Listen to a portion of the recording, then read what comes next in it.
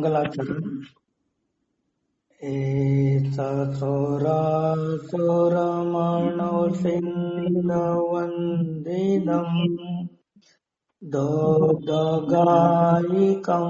अमलम् प्रणमामिवड्डमातीतं धम्मसकतारम्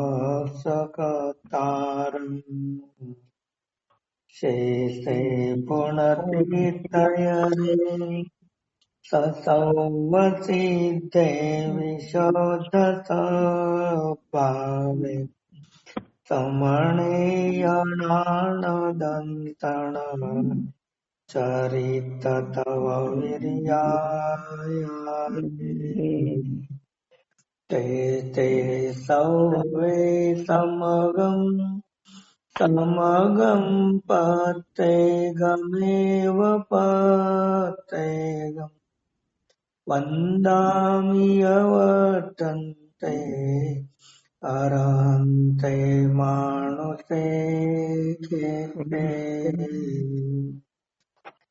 इच्छारहन्ताणम्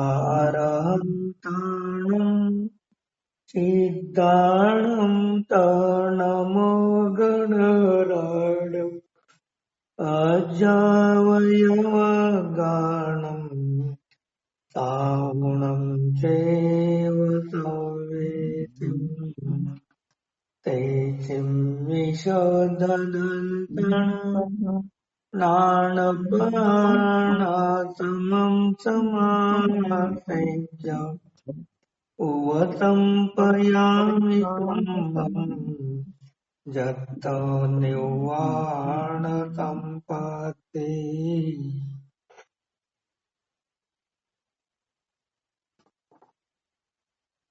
गाथा नंबर 23 गाथा पाठ। पादानानपमानम् नाणं नियपमानमुदितम्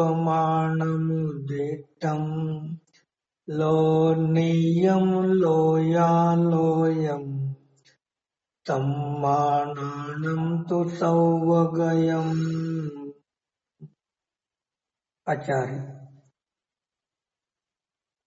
कुंद भगवान विरचित प्रवचन सार अंतर्गत ज्ञान प्रज्ञापन अधिकार, ज्ञान तत्व प्रज्ञापन अधिकार मध्ये आचार्य सर्व जीवाचा स्वभाव केवळ ज्ञान तत्रूप आहे असा स्वभाव असताना सुद्धा हा आपला जीव या स्वभावाला विसरून सूक्ष्म ज्ञानाला, इंद्रियजनित ज्ञानाला आपला स्वभाव मानून बसलेला आहे. त्यामुळे त्याला पर्यायामध्ये पूर्ण केवळ ज्ञानाची जसा स्वभाव आहे तशी पर्यायामध्ये प्राप्ती झालेली नाही. म्हणून सर्व जीवांना पर्यायामध्ये केवळ ज्ञान स्वभावाचा जसा स्वभाव, द्रव्याचा स्वभाव केवळ ज्ञान आहे, गुण केवळ ज्ञान आहे, दोन्ही शुद्ध आहेत.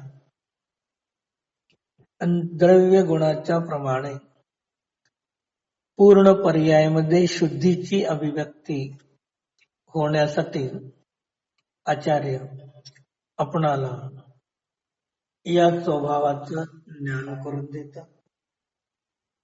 जो कोणी निकटभव्य जीव आहे तो जीव देवगुरु शास्त्र यांच्या सानिध्यामध्ये जाऊन परोक्ष रूपाने जाणून श्रद्धा करून त्याला स्वीकार करतो. तो जीव व्यवहार समयदृष्टी होतो आणि केवळ ज्ञान मात्र जो आत्म्याचा स्वभाव आहे त्या स्वभावाला आपल्याच प्रत्यक्ष प्रामाण्य सहित शावक्षमिक ज्ञानाच्या द्वारे पर्यायामध्ये त्याला जाणतो. तो जीव सम्यक ज्ञानी सम्यक वृत्ती मोक्ष मार्गस्थ होतो आणि त्या जीवाला भावी काळामध्ये अशा पूर्ण केवल ज्ञान तत्व स्वभाव आहे, अधिकार आहे, त्याची पर्यायामध्ये पूर्ण अभिव्यक्ती होते. मागटल्या 22 गाथेमध्ये ज्यांचे सर्व कर्माचे आवरण नष्ट झालेले आहे, सांसारिक ज्ञान शावक्षमिक ज्ञान ज्यांच्यापाशी नाही, शावक्षमिक ज्ञान नसताना इंद्रिय ज्ञान नसताना सुद्धा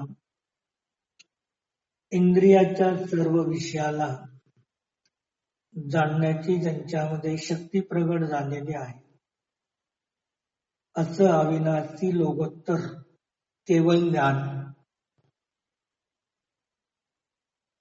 अनंत परमात्म्याला प्राप्त आहे. आणि अशा अनंत परमात्म्यानं या विश्वामध्ये इंद्रियाच्या अवलंबनाशिवाय ज्ञान असताना सुद्धा काहीही त्यांना परोक्ष नाही, जे सर्व त्यांना प्रत्यक्ष आहे, असं या ठिकाणी 22व्या गाथेमध्ये सांगितल्यानंतर आता 23 नंबर गाथेला आचार्य शीर्षक देतात, अभोग. आत्मा का ज्ञान प्रमाणता और ज्ञान का सर्वगतपणा उद्योत करते हैं. आता या गाथेमध्ये जेवढा आत्मा जो आहे तो ज्ञान प्रमाण आहे.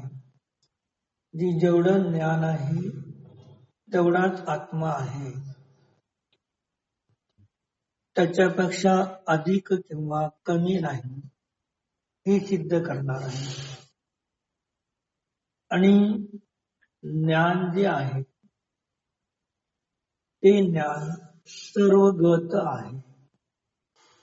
जी अशा सर्वज्ञ आत्मा त्याचा ज्ञान प्रमाण आत्मा आहे आणि ज्ञान सर्वगत आहे. आता सर्वगत सांगत असताना दोन पद्धतीने सर्वगत सांगणार आहे. एक संपूर्ण विषयाला जाणतं म्हणून ज्ञान सर्वगत आहे. दुसऱ्या अपेक्षेने आत्म्याच्या संपूर्ण क्षेत्रामध्ये ज्ञान आहे म्हणून या अपेक्षेने सर्वगतपणा उद्योत करतात. म्हणजे ज्ञानाचा स्वभाव सर्वगत आहे, सर्वाला जाणणं आहे, हे याच्यामध्ये आचार्य सिद्ध करणार आहे. गाथा नंबर 23 अन्वयार्थ. आत्मा ज्ञान प्रमाण है, ज्ञाननीय प्रमाण कहा गया है. महात्मा ज्ञान प्रमाण आहे आणि ज्ञान जे आहे ते नेय प्रमाण आहे. जी जेवढे नेय आहे तेवढ्या प्रमाण काय आहे, ज्ञान आहे. त्याच्यापेक्षा कमीही नाही आणि जास्तही नाही.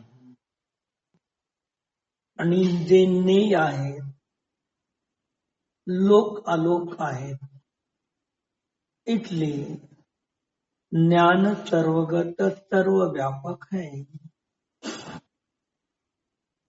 आत्मा ज्ञान प्रमाण आहे, ज्ञान नेय प्रमाण आहे आणि नेय आहे ते लोक आणि अलोकाच्या अपेक्षेने दोन प्रकार केले गेले, दोन प्रकार म्हटले गेले, किंवा दुसऱ्या अपेक्षेने नेय 6 द्रव्य नेय आहेत. म्हणून ज्ञान हे सर्वगत आहे आणि सर्वगत आहे आणि सर्व व्यापक आहे. सर्व ठिकाणी काय केलेलं आहे? व्यापलेलं आहे. टीका समगुण पर्यायम द्रव्यम. गुण पर्याय अर्थात युगपत सर्व गुण और युगपत गुण पर्याय युगपत सर्व गुण आणि पर्याय ही द्रव्य है. द्रव्य कोणाला म्हणायचं? द्रव्यही असतं, गुणही असतात आणि पर्यायही असतात. हे तिन्ही युगपत एकाच वेळेला असणे हे काय? सर्व गुण आणि पर्याय आहेत त्यालाच द्रव्य म्हटलं जातं. जे जे द्रव्य आहे त्या द्रव्याचे अनंत गुण आणि अनंत पर्यायाचा समूह हे द्रव्याचं, नेयाचं, विषयाचं, प्रमेयाचं, ध्येयाचं लक्षण सांगितलंय. इस वचन के अनुसार जे द्रव्यगुण पर्याय समरूप वस्तू जे आहे हे सांगितलं. या वचनाच्या अनुसार आत्मा ज्ञान से हीन अधिकता रहित रूप से परिणमित होने के कारण ज्ञान प्रमाण है. मग या वचनाच्या माध्यमातून आत्मा ज्ञानापासून ना कमी आहे ना ज्ञानापासून अधिक आहे. मग परिमित होने से जे आत्मा ज्ञान प्रमाणात असल्यामुळे तो कसा आहे? ज्ञान प्रमाण आहे. और ज्ञान निष्ठ होने से दायनिष्ठ दहन की भांति नेय प्रमाण है. मग ज्ञान जे आहे ते कसं आहे? निष्ठ होने से. टिप 1 नंबर, निष्ठ नेयों का अवलंबन करने वाला, नेयों में तत्पर. मग ज्ञान निष्ठ आहे म्हणजे ज्ञान नेयाचं अवलंबन करने वाला, जे ज्ञान नेयाला जाणणारा आहे. ज्ञानाला दुसरं खाद्य नेयाला सोडून अन्य दुसरं खाद्य कोणतंही नाही. व्यवहारण्याच्या अपेक्षेने ज्ञानाला बाहेरचे विषय हे खाद्य आहेत. त्याला सोडून अन्य दुसरं कोणतंही खाद्य नाही. तो कसा आहे? ज्ञान निष्ठ होणे म्हणजे दायनिष्ठ दहन की भांति. 2 नंबर टीप, दहन जलानं अग्नी. मग अग्नीचा स्वभाव काय आहे? जाळणे. मग जेवढ्या भागामध्ये अग्नी पेटलेला आहे तेवढ्या भागामध्ये पेटलेला अग्नी त्या संपूर्ण लाकडाला जाळत आहे. दायनिष्ठ दहन ही भांति. दहन जलाना अग्नि का स्वभाव आहे. नेय प्रमाण आहे म्हणजे ज्ञान केवढं आहे? तर नेय प्रमाण. जेवढे नेय आहे तेवढंच ज्ञान आहे. नेय तो लोक और आलोक के विभाग से विभक्त अनंत पर्याय माला से अलंगित स्वरूप से सूचित प्रगट ज्ञान नाशवान दिखाई देता हुआ भी ध्रुव ऐसे षड द्रव्य समूह अर्थात सब कुछ है. मग नेय लोक आणि अलोकाच्या विभागाने दोन प्रकारे विभक्त म्हणजे वेगळे केले घेतले. 3 नंबर टीम विभाग वाला षड द्रव्य के समूह में लोक आलोक रूप 2 विभाग है. मग जेवढ्या आकाशाच्या प्रदेशामध्ये जीवादी 5 द्रव्ये राहतात त्या आकाशाला लोक संज्ञा प्राप्त होते. आणि ज्या आकाशाच्या प्रदेशामध्ये फक्त आकाशच आहे, अन्य पदार्थ द्रव्य नाही, त्याला अलोक म्हणतात. असे का झाले? त्या 6 द्रव्याचे विभाग 2 झाले. 4 नंबर अनंत. अनंत पर्याय द्रव्य को अलंगित करती है, द्रव्य में होती है. ऐसे स्वरूप वाला प्रत्येक द्रव्य ज्ञात होता है. म्हणजे जे नेय 6 द्रव्य आहेत जाती अपेक्षेने भेदाच्या अपेक्षेने अनंत द्रव्य आहे. जीव अनंत आहे. जीवाचा अनंत अनंत पट पुद्गल आहे. धर्मद्रव्य एक आहे, अधर्मद्रव्य एक आहे, आकाश एक आहे. कालाणू लोक प्रमाण असंख्यात कालाणू आहेत. मग या अपेक्षेने घेतले तर द्रव्य किती झाले? अनंत. मग एका द्रव्यामध्ये अनंत गुण, एका द्रव्याच्या एका गुणाच्या त्रिकालवरती अनंत पर्याय, असं एक द्रव्य अनंत गुण आणि अनंत पर्यायाला अलंगित करणारं जे त्या वस्तूचं स्वरूप असल्यामुळे त्याहून भिन्न वस्तू नाही. असं प्रत्येक द्रव्याचं ज्ञान, असे प्रत्येक द्रव्य त्या ज्ञानाच्या द्वारे जाणीवेत येतात. असं जाणणं हे ज्ञानाचा स्वभाव आहे.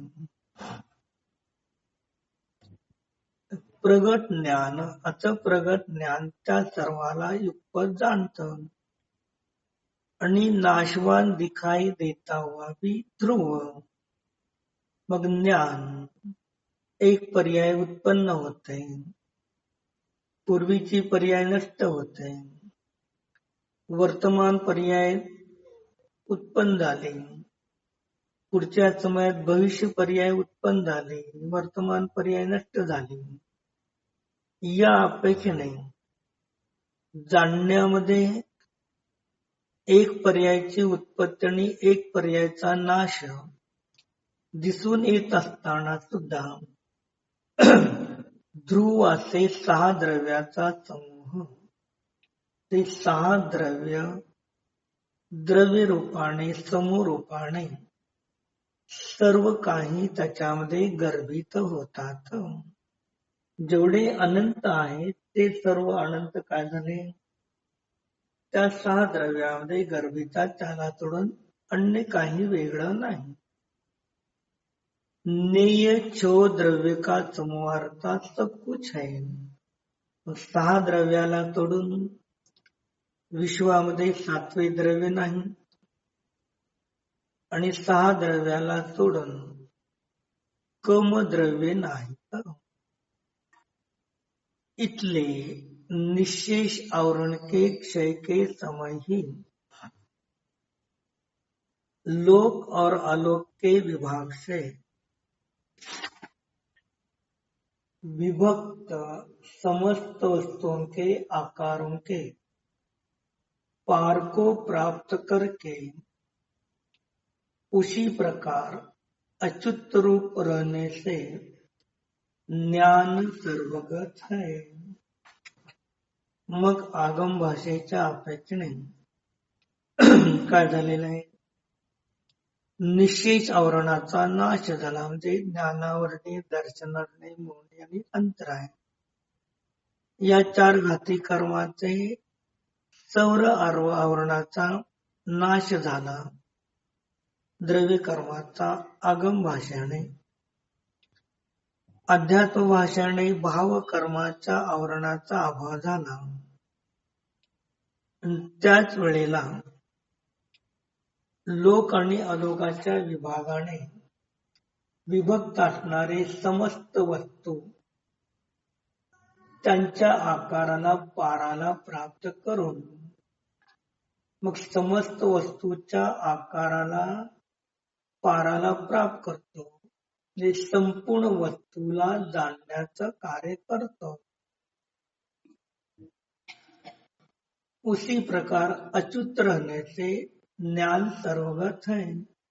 याप्रमाणे ज्ञान सर्व पदार्थाला जाणतं, तो त्याचा स्वभाव कधीही नष्ट होत नाही. जाणण्याची क्रिया नष्ट होत नाही. म्हणून ज्ञान सर्व पदार्थाला जाणण्याचा स्वभाव असल्यामुळे सर्वगत आहे. मग पर्यायामध्ये सर्व पदार्थांना युगपत एक समयामध्ये जाणण्याची शक्ती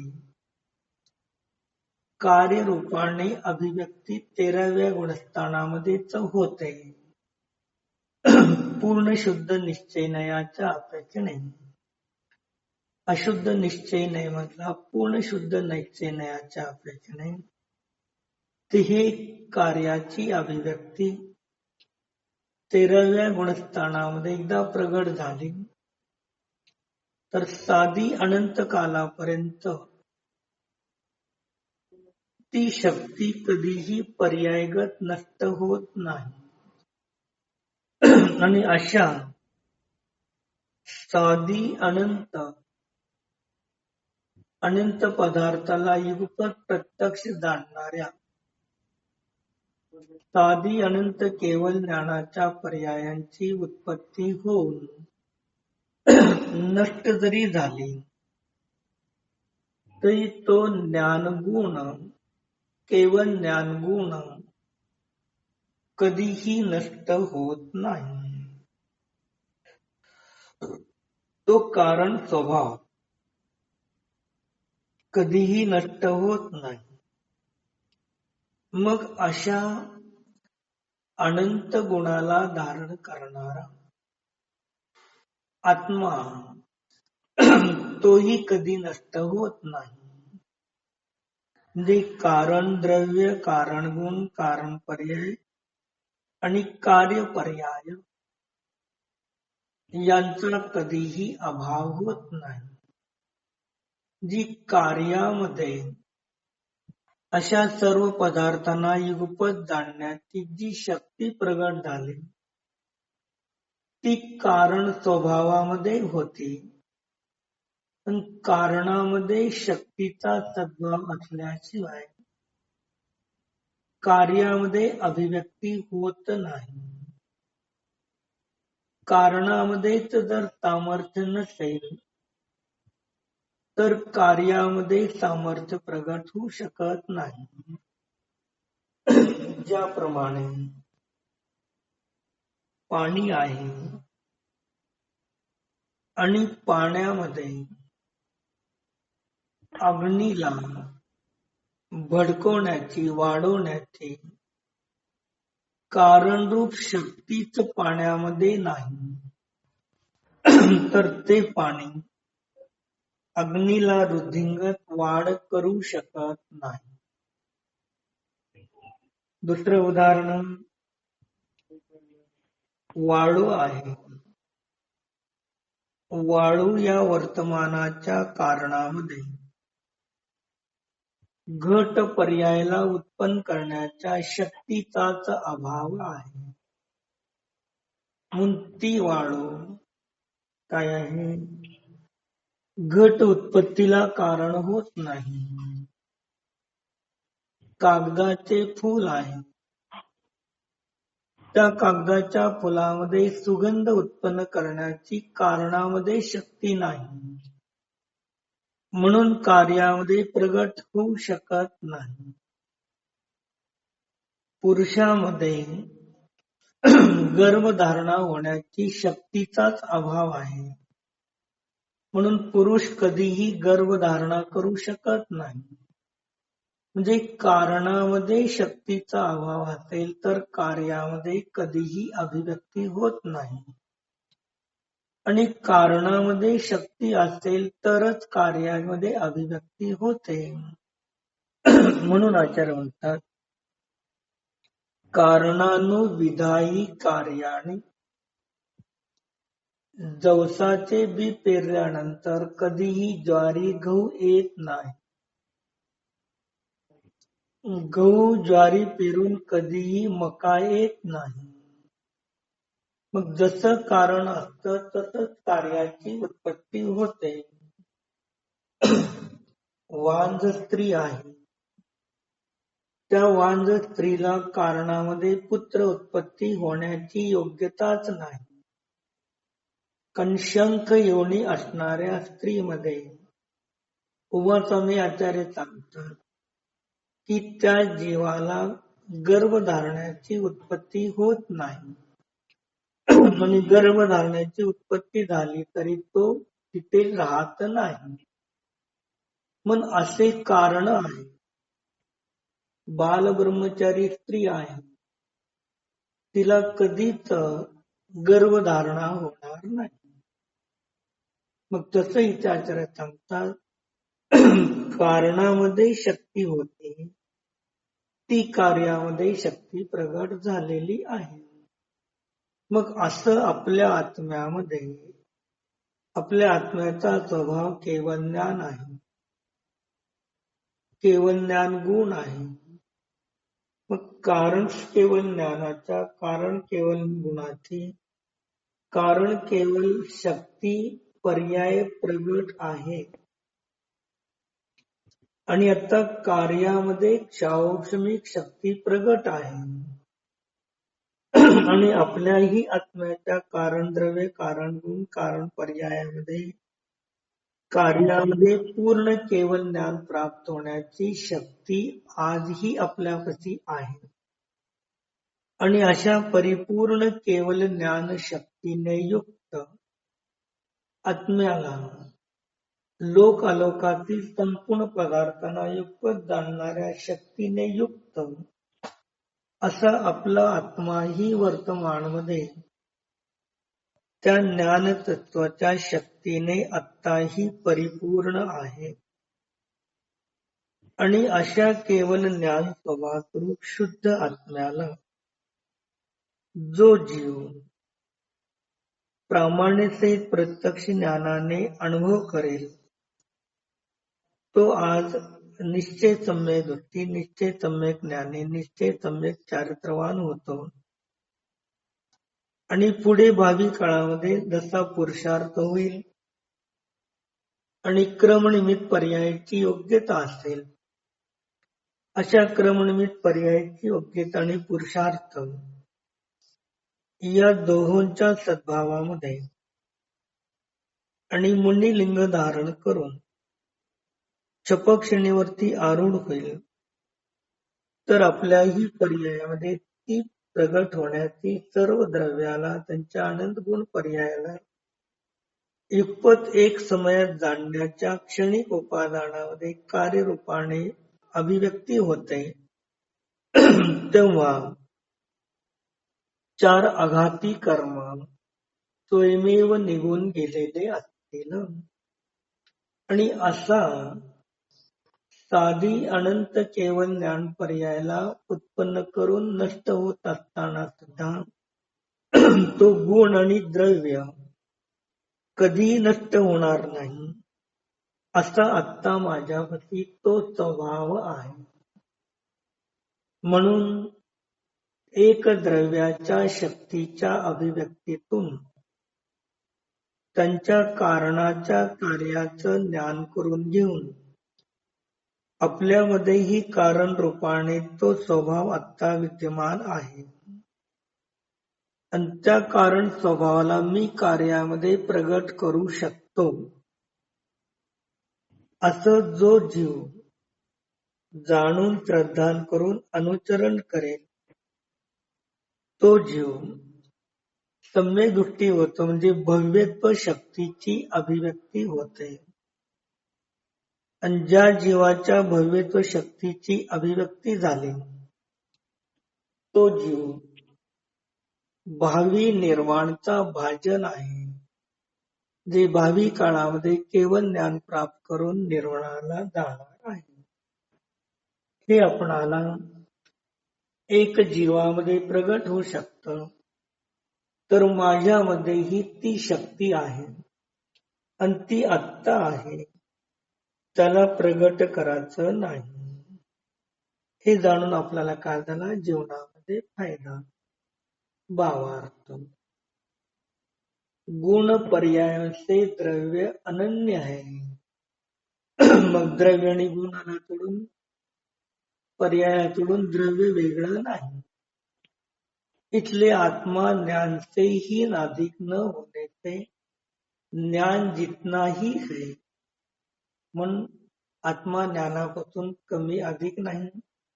ज्ञान जेवढं आहे तेवढंच आत्मा आहे. जसे दाह्य जलाने योग्य पदार्थ ईंधन का अवलंबन करने वाला दहन दाह्य के बराबर ही है.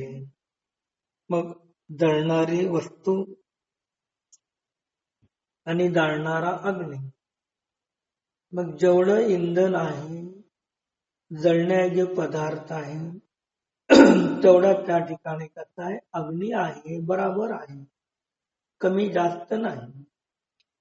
कोळसे आहेत, कोळसे पेटलेले आहेत, मग प्रत्येक कोळसा जेवढा त्याचा आकार आहे तेवढ्याच आकारामध्ये अग्नी प्रगट होऊन तेवढ्याच आकारामध्ये काय करत आहे, अग्नी त्या कोळशाला जाळत आहे, कमी जास्त नाही. उसी प्रकार ने का अवलंबन करने वाला ज्ञान ने के बराबर ही है. मग त्याचप्रमाणे ज्ञान नेयाला अवलंबन करतो, तर नेयाच्या अवलंबनाच्या अपेक्षेने ज्ञान ने बराबर आहे, कमी जास्त नाही. ने तो समस्त लोक अलोकारता सभी है. मग ने कसं आहे, सर्व लोक आलोक आहे, त्याला सोडून काही वेगळं नाही, सर्व आहे. इथले सर्व आवरण का क्षय होते ही ज्ञान सबको जानता है. ज्या जीवाचे 4 भावघाती कर्म आणि द्रव्यघाती कर्माचा अभाव झाला तेच ज्ञान सर्व पदार्थाला जाणतं. और फिर कभी भी सबके जानने से च्युत नहीं होता. इसलिए ज्ञान सर्व व्यापक है. मग तो सर्व पदार्थाला जाणण्याचा स्वभाव त्याचा कधीच नष्ट होत नाही. म्हणून ज्ञान सर्व व्यापक आहे. मग अशा प्रकारे प्रत्येक जीवामध्ये ही सामर्थ्य प्रगट होण्याची योग्यता आहे. जो जीव पुरुषार्थ करेल त्याच्यामध्ये अभिव्यक्ती होईल आणि जो जीव पुरुषार्थ करणार नाही त्याच्यामध्ये अभिव्यक्ती होणार नाही. ज्याप्रमाणे दिवाळीच्या वेळेला शेवटचा पाऊस असतो आणि त्या शेवटच्या पावसामध्ये एक नक्षत्र असतं. कोणतं नक्षत्र असतं शेवटचा? स्वाती नक्षत्र. मग तो स्वाती नक्षत्राचा पाऊस पडला की जे शिंपलेचं तोंड उघडलेलं आहे त्या शिंपल्यामध्ये स्वाती नक्षत्राचं पाणी पडलं आणि त्या शिंपल्याने तोंड बंद केले तर त्याच शिंपल्यामध्ये मोती तयार होतात. आणि स्वाती नक्षत्राच्या वेळेला ज्या शिंपल्याचे तोंड बंद आहे त्याच्यामध्ये पाणी प्रवेश करत नाही आणि त्याच्यामध्ये मोती तयार होत नाही. म्हणून लोक म्हणतात व्यवहारामध्ये स्वाती नक्षत्राच्या पावसामुळे मोतीच मोती उत्पन्न होतात. मग याचा अर्थ जेवढ्या शिंपल्याचे तोंड उघडलेलं आहे त्या शेवट शिंपल्यामध्ये मोतीच मोती तयार झाले. एक सांगितलं. दुसरं ज्योतिषशास्त्राच्या अपेक्षेने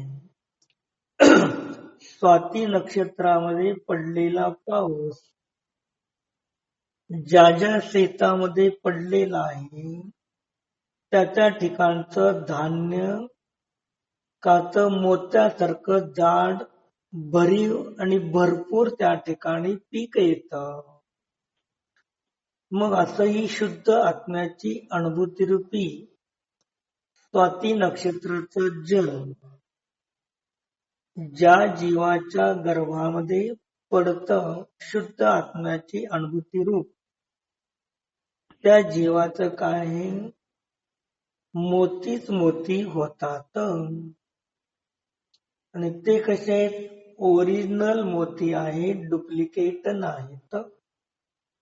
मग अशा प्रकारे आचार्यांनी एक अरहंतांना उपलक्षण करून हे जीव भव्य जीव तुमच्यामध्ये पण आत्ता शक्ती आत्ता विद्यमान आहे. अशा शक्तीचं ज्ञान श्रद्धा अनुचरण देवगुरु शास्त्राच्या सानिध्यात जाऊन करा आणि तशाच अभेदेकाकार आत्म्याला अनुभव करा श्रद्धान करा तर तुमच्याही भावी नैगम्याने तुमची गाथा आहे. वर्तमान मध्ये या पर्यायाने परिणत असतील विद्यार्थी क्षेत्रामध्ये त्या जीवांसाठी गाथा आहे. आणि भूतकाळामध्ये अशा पर्यायाला जे प्राप्त झाले होते अशा भूत नैगम्याच्या जीवांच्या अपेक्षेने पण गाथा आहे. मग अशी आपली शक्ती आहे. या शक्तीचं भान आपल्याला आचार्यांनी करून दिलेलं आहे. गाथा नंबर 24 गाथा नंबर 25 ज्ञान प्रमाण आत्मा न भवति यस्सः तस्य स आत्मा हीनो वा अधिको वा ज्ञानात् भवति ध्रुवमेव हीनो यदि स आत्मा तत् ज्ञानम् अचेतनं न जानाति अधिको वा ज्ञानात् ज्ञानेन विना कथं जानाति. मग आचार्यांनी जीन मताच्या अपेक्षेने आत्मज्ञान प्रमाण आहे ने लोकालोक प्रमाण आहे. ज्ञान सर्वगत आहे सर्व पदार्थाला जाणतं. हे जिनेंद्र भगवंताचे अनेक अंतात्मक वस्तूची सिद्धी केली. आता कोणी म्हणेल की आत्मा ज्ञानापेक्षा कमी आहे ज्ञान आत्म्यापेक्षा कमी आहे असे जर कोणी मानतील तर त्यांच्यामध्ये काय दोष उत्पन्न होतात. आता या गाथेमध्ये आचार्य सांगतात टीका शीर्षक अब आत्मा को ज्ञान प्रमाण न मानने में दो पक्ष उपस्थित करके दोष बतलाते हैं. मग आत्म्याला जर ज्ञान प्रमाण तुम्ही मानलं नाही, कमी जास्त मानले, तर काय होणार आहे? जे दोन दोष उत्पन्न होतात त्या दोन दोषाचं या ठिकाणी आचार्य कथन करणार आहे. गाथा नंबर 24-25 अन्वयार्थ. इस जगत में जिसके मत में आत्मा ज्ञान प्रमाण नहीं है, उसके मत में वह आत्मा अवश्य ज्ञान से हीन अथवा अधिक होना चाहिए. या जगामध्ये ज्याच्या मतामध्ये आत्मा ज्ञान प्रमाण मानत नाहीत. उदाहरणासाठी घ्या, एक 6 इंच बाय 6 इंचाचा एक बॉक्स आहे. मागच्या एक सांगितलं होतं सर तुम्ही. म्हणजे ते चौकण आहे, बॉक्स आहे, त्याच्यापेक्षा कमी मानलं जास्त मानलं तरी त्याचा दोष या ठिकाणी चांगला. मग जे मानत नाही त्यांच्यामध्ये म्हणजे काय, तो आत्मा अवश्य ज्ञानापासून कमी असेल. ही म्हणजे दोन्हीला बरोबर नाही मानलं तर का होऊन ज्ञानापाशी कमी मानावं लागेल, ज्ञान जास्त आणि आत्मा कमी मानावा लागेल. अथवा अधिक होना चाहिए, ज्ञानापेक्षा अधिक आत्मा किंवा कम आत्मा मानावा लागेल. हे काय येतात? दोष येतात. हीन किंवा अधिक होण्याचा दोष येतो. यदि वह आत्मा ज्ञान से हीन हो तो वह ज्ञान अचेतन होने से नहीं जानेगा. हे पहिलं सांगितलं. ज्याच्या मतामध्ये आत्मा ज्ञानापासून कमी असेल, मग तो आत्मा ज्ञानाने रहित असल्यामुळे तो अचेतन होऊन जाईल. मग अचेतन झाल्यामुळे आत्मा जाणण्याचं काम करणार नाही. म्हणजे अचेतन होईल आणि अचेतन झाल्यामुळे जाणण्याचं काम करू शकत नाही.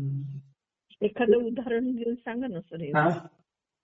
एखादं उदाहरण सांगा ना सर याच्यावर. तेच झालं की कोणी काय मानलं वैज्ञानिकाने, आत्मा फक्त मेंदूमध्येच आहे, मेंदूमध्येच ज्ञान आहे आणि बाकीच्या ठिकाणी ज्ञान नाही. आत्मा आहे पण ज्ञान नाही. कोणी तळपायामध्ये मानले, तर मग असे अनेक लोकांनी मानलेले ज्ञानापासून आत्म्याला कमी मानलं. तर ज्ञान 6 फूट आहे आणि आत्मा 4 फूट आहे. मग तो आत्मा जाणण्याचं काम करू ज्ञान ननिरित आत्मा जाणण्याचं काम करू शकत नाही. म्हणून तो अचेतन असल्यामुळे जाणणार नाही. हा एक दोष आला कमी मानल्यामुळे. और यदि आत्मा ज्ञान से अधिक हो तो वो आत्मा ज्ञान के बिना कैसे जानेगा. मग तो आत्मा ज्ञानापेक्षा अधिक आहे, ज्ञान कमी आणि आत्मा ज्ञानापेक्षा जास्त आहे. जास्त असलेल्या ठिकाणी अचेतनत्व आहे ना सर. मग तो तिथे ज्ञान नाही तर कसं जाणेल. तो आत्मा कसं जाणे, म्हणजे मग आत्मा जाणणारा नाही असं पण होईल मग एका ठिकाणी. म्हणजे जाणत म्हणजे जाणण्याने रहित होऊन जाईल. ही ननी अधिक आत्म्याला ज्ञानापेक्षा मानल्यानंतर काय करतात, हे दोष उद्भवतात. म्हणून म्हणजे अचेतनता उत्पन्न होते ना सर त्याच्यात.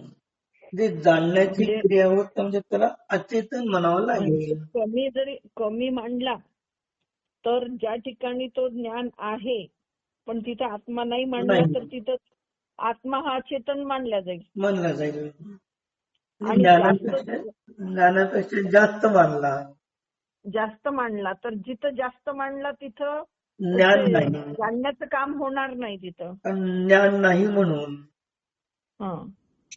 आत्मा चेतन होऊन जाईल. अचेतन होऊन जाईल, जाणण्याची क्रिया करत नाही. जेवढे काही पारिभाषिक शब्द जे काही आपल्याला सांगता येतील ते पारिभाषिक शब्द म्हटले तरी त्या ठिकाणी दोष येत नाही. म्हणजे आत्मा एका अर्थाने पुद्गल पण म्हटल्या जाईल. मग अचेतन, अजीव, निर्जीव, पुद्गलाला अजीवाला प्राप्त होईल. असं जसं तुम्ही उदाहरण दिलं मेंदूसाठी, तसं ह्याच्यासाठी उदाहरण कोणतं येईल सर? कोणचं? आता तुम्ही सांगितलं ना शास्त्रज्ञांनी आत्मा फक्त मेंदूच फक्त जाणू शकतो, बाकीचे अवयव जाणू शकत नाही, तिथं म्हणजे आत्मा नाही. तसं आत्मा ज्ञानापेक्षा जास्त आहे. याच्यासाठी कुठलं उदाहरण आहे सर? समजा आपल्या डोक्याचे केस आहे, मग तिथे आत्मा मानला,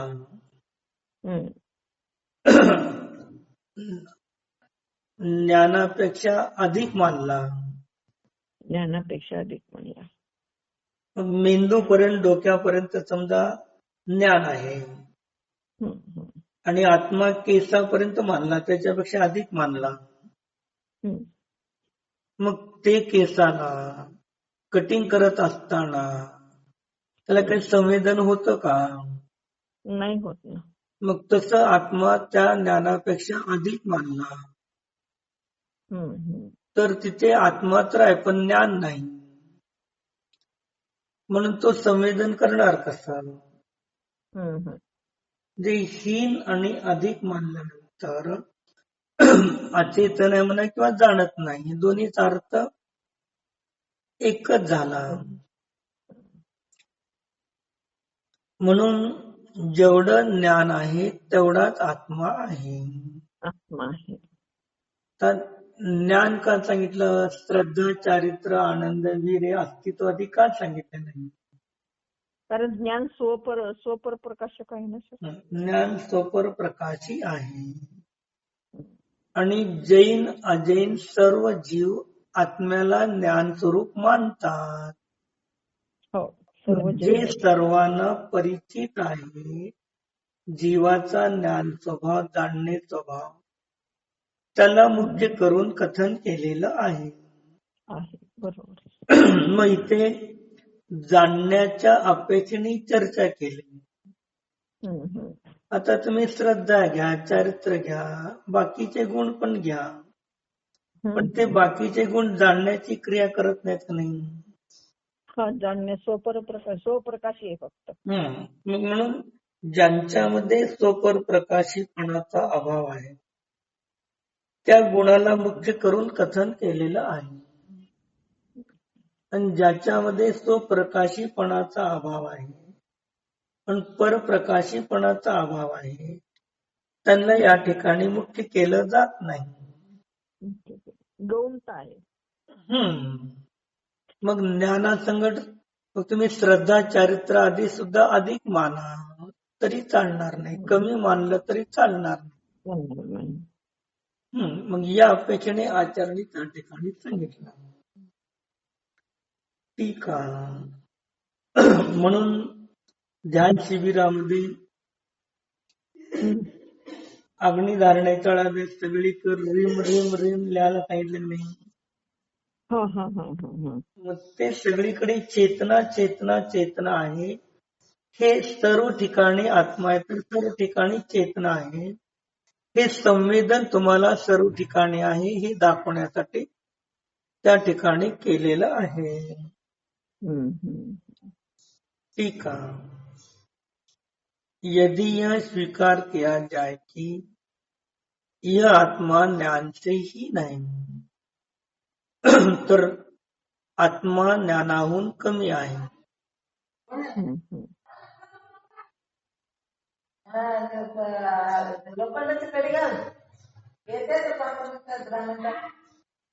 आत्मा त्याला पक्ष ज्ञानापाशी कमी आहे हे झालं साध्य. साध्य. तो आत्मा ज्ञानापासून कमी आहे प्रतिज्ञा वचन. हेतु वचन. तो आत्मा से आगे बढ़ जाने वाला ज्ञान, आत्मा के क्षेत्र से आगे बढ़कर उससे बाहर व्याप्त होने वाला ज्ञान, अपने आश्रयभूत चेतन द्रव्य का समवाय संबंध होने से अचेतन होता हुआ रूपादि गुण जैसे होने से नहीं जानेगा. मग आत्मा ज्ञानापेक्षा जास्त झाला, आत्मा ज्ञान से हीन झाला तर, कमी झाला तर आत्मा से आगे बढ़कर जाने वाला जो ज्ञान आहे तो आत्म्याच्या क्षेत्राच्या पुढे जाणार, बाहेर व्याप्त असणार जे ज्ञान आहे त्या ज्ञानाला आश्रयभूत चेतनात नाही, द्रव्यच नाही की नाही, चेतन द्रव्याचा समवाय संबंध म्हणजे तादात्म्य संबंध नसल्यामुळे, चेतना असून सुद्धा तिथं अचेतनत्व मानावं लागल. पण तिथे समवाय संबंध न होणे से, म्हणजे इतर लोकांचं म्हणणं आहे समवाय संबंध नाही. म्हणून असं न अचेतन होता हुआ, मग तो कसा अचेतन होऊन जाईल. उदाहरण सुद्धा चेतन असताना सुद्धा अचेतन मानावं लागेल, म्हणावं लागेल. आता दोष दिला.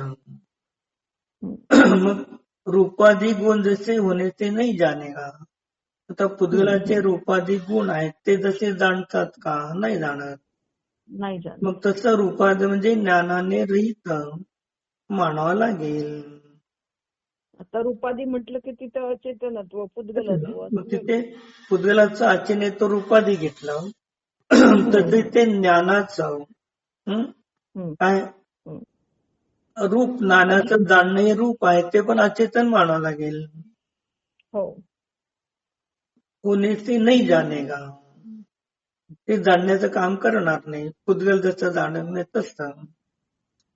और यदि ऐसा पक्ष स्वीकार किया जाए कि यह आत्मा ज्ञान से अधिक है, आता तिथे कायला कमी होतं, आता ज्ञानापेक्षा अधिक आहे, तो अवश्य आत्मा ज्ञान से आगे बढ़ जाने से, ज्ञान के क्षेत्र से बाहर व्याप्त होने से, ज्ञान से पृथक होता हुआ घटपटादि जैसे होने से ज्ञान के बिना नहीं जानेगा.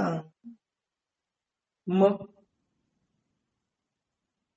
तो आत्मा ज्ञानापेक्षा अधिक मानलं तर ज्ञानाच्या पुढे जाणारा जो आत्मा, क्षेत्राने बाहेर व्याप्त असलेलं ज्ञान ते पृथक होतं.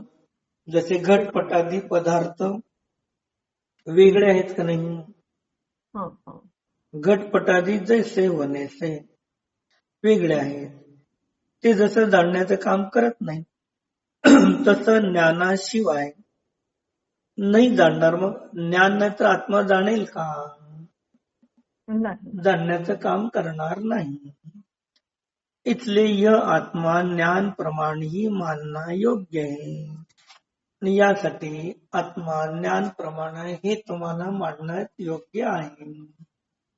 भावार्थ, आत्मा का क्षेत्र ज्ञान के क्षेत्र से कम माना जाए तो आत्मा के क्षेत्र से बाहर वर्तने वाला ज्ञान चेतन द्रव्य के साथ संबंध होने से अचेतन गुण जैसे होगा.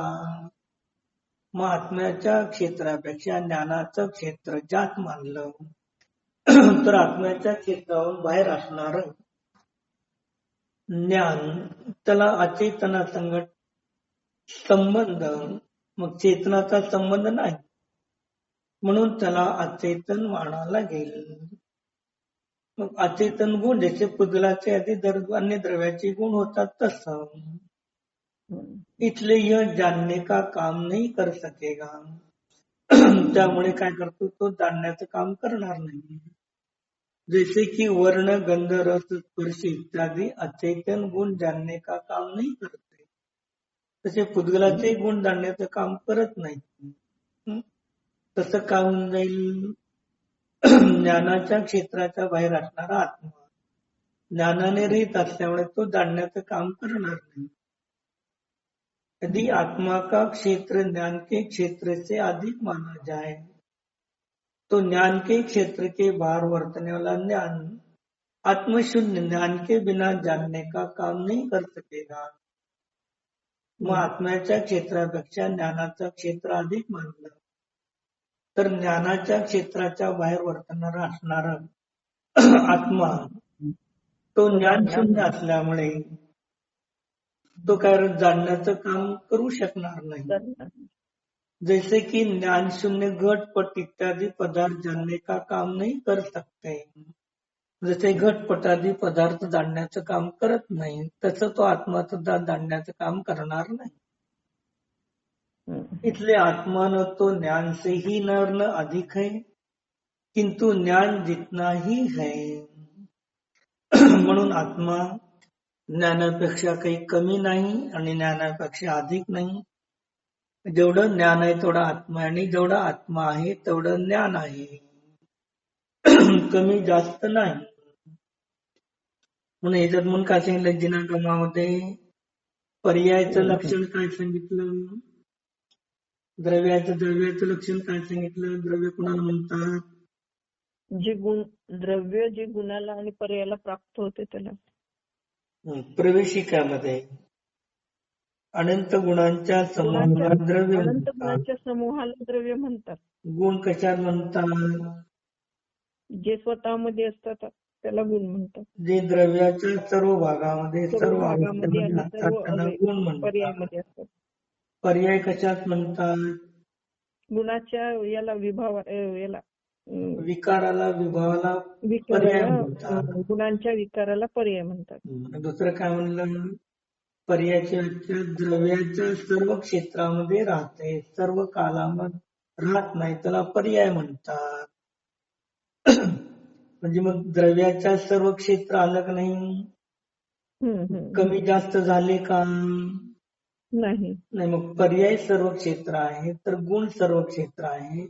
द्रव्याच्या सर्व क्षेत्रामध्ये सर्व कालामध्ये राहतात गुण. सर्व द्रव्याच्या सर्व क्षेत्रामध्ये असते पण सर्व कालामध्ये असत नाही पर्याय. याच्यातून आत्मा ज्ञान प्रमाण आहे, ज्ञान आत्मप्रमाण आहे आणि ज्ञान लोकालोक प्रमाण आहे हे सिद्ध झाले. मग असा माझा आत्मा ज्ञानापासून श्रद्धा चारित्रादी अनंत गुणापासून त्यांच्या असणाऱ्या त्रिकालवर्ती अनंत पर्यायापासून कमी नाही जास्त नाही. मी निगोदामध्ये जेवढा होतो तेवढाच आत्ता परिपूर्ण आत्मा आहे आणि आत्ता जेवढा परिपूर्ण आत्मा आहे तेवढा सिद्धालयामध्ये परिपूर्ण असणार आहे. माझ्यात काही कमी जास्त होणार नाही. आता अनादि अनिधन परिपूर्ण स्वयं सिद्ध ज्ञान स्वरूप भगवान आत्मा मी आहे असं प्रत्यक्ष अनुभव करा आणि सम्यक दृष्टी व्हा, मोक्ष मार्गस्थ व्हा आणि पर्यायामध्ये अशा वस्तूच्या पूर्ण स्वरूपाला प्रत्यक्ष ज्ञानाने जाणा. आज परोक्ष ज्ञानाने जाणून निर्णय श्रद्धान केले, पुढे केवळ ज्ञानाने प्रत्यक्ष जाणून जाणार. म्हणून केवली भगवंताचं सम्यक्ताला परम अवघाड सम्यक्त म्हटलं. शाहिकचा पण परम अवघाड. आणि 4थ्या 5व्या 7व्या गुणस्थानावरती जीवाचं क्षायिक सम्यक दर्शन. तर त्याच्यामध्ये क्षायिक सम्यक दर्शन अवघाड आणि परम अवघाड असे काय केले? त्याचे भेद केले. परम अवघाड अरेंताना आणि रुद्धिधारी कोण असतील तर त्यांच्यावरती अवघाड असे काय केले? त्याचे भेद दाखवून दिलेले आहेत. ओम.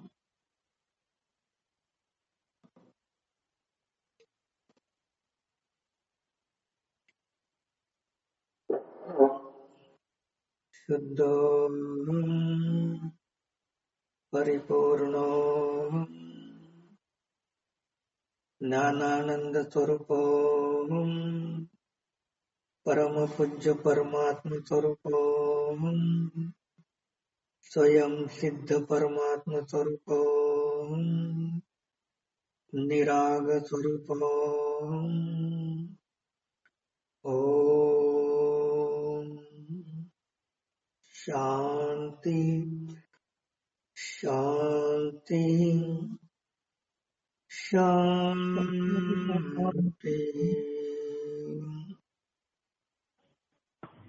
विसर्जन नमो हरियन्ताम् नमो सिद्धाणं नमो आर्यानं नमो वज्रायानं नमो लोहे सौवसानं नमो हरियन्ताम् नमो सिद्धाणं नमो आर्यानं नमो वज्रायानं नमो लोहे सौवसानं नमो हरिहन्तानं नमो सिद्धाणं नमो आर्यानं नमो वज्रायानं नमो लोहे सौवसानं ॐ विसर्जन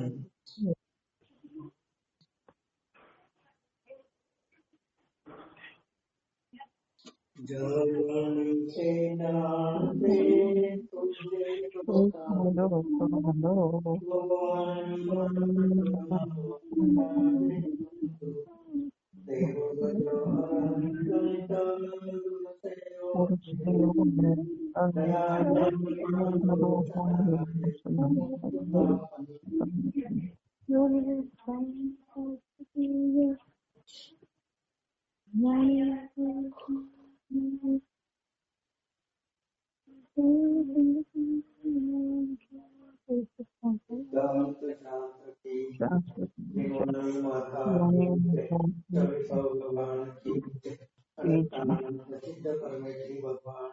भगवान की जय।